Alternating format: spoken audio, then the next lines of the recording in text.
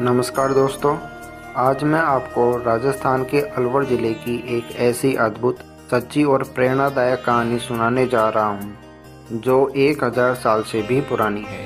यह है आद्य शक्ति आद्य भवानी जगदम्बे माँ नाहर शक्ति की कथा। जब माँ ने खुद अपने 7 महीने के बच्चे को शेर को दे दिया और फिर हुई माता रानी की लीला, जिसने पूरे गाँव को चमत्कार का साक्षी बना दिया।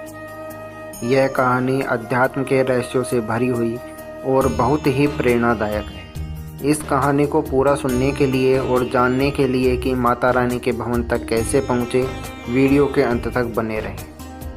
मातेश्वरी नाहर शक्ति का जन्म बड़ौद गांव में हुआ। पिता का नाम था गणपत जी और गोत्र था ढांचोलिया। माता जी का जन्म का नाम प्रभा रखा गया। विक्रम संवत 951 में जन्मी माता जी का विवाह संवत 970 में इंद्रगढ़ गांव में श्री लक्ष्मीचंद जी के पुत्र धनखड़ जी के साथ हुआ। संवत 978 में उन्होंने पहले पुत्र भागीरथ को जन्म दिया और संवत 981 में दूसरे पुत्र भोलन का जन्म। माघ यानी फरवरी का महीना था। ठंडी हवाएं हड्डियों तक को कपकपा रही थी। गांव के बुजुर्ग सुबह शाम आग तापते, हुक्का पीते और सुख दुख की बातें करते। बाबा लक्ष्मीचंद भी अपने आंगन में आग जलाकर हुक्का पीते रहते थे। माँ प्रभा रोज की तरह अपने छोटे बेटे भोलन को बाबा के पास छोड़कर घर के काम में लग जाती।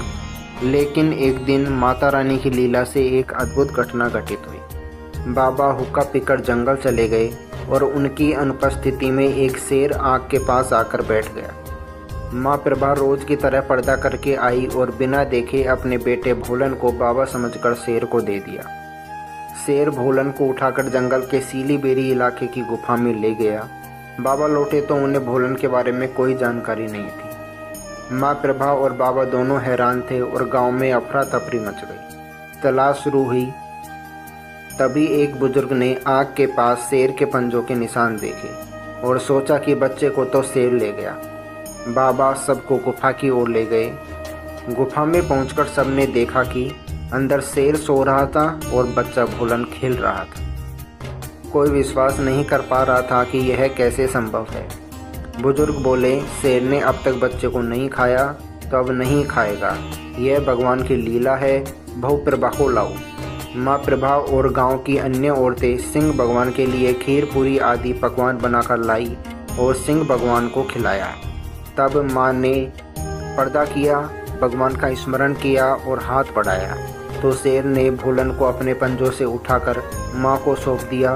पूरा जंगल सिंह भगवान के जयकारों से गूंज उठा। वापसी में शक्ति सरोवर नदी के किनारे गुर्जन के पेड़ के नीचे बैठकर माँ ने भोलन को दूध पिलाया और भगवान का धन्यवाद किया। उन्होंने कहा, आज महर्षि उपमन्यु को शिव भगवान द्वारा दिया हुआ वरदान पूरा हुआ। अब मैं सर्वलोकों में भ्रमण को जा रही हूँ। आप अपने बालक को ले जाओ और घर जाओ।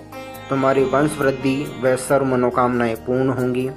माँ प्रभा ने बाबा लक्ष्मीचंद को बालक सौंपा और धरती माता से स्थान मांगा कि माँ मुझे स्थान दे कि मैं समा जाऊँ। धीरे धीरे माँ जमीन में समाती हुई चली गई। उसी दिन उसी जगह माता जी का मंदिर बनवाकर सिंहासन पर माता जी का श्री विग्रह विराजमान किया गया, जो आज भी उसी स्थान पर है।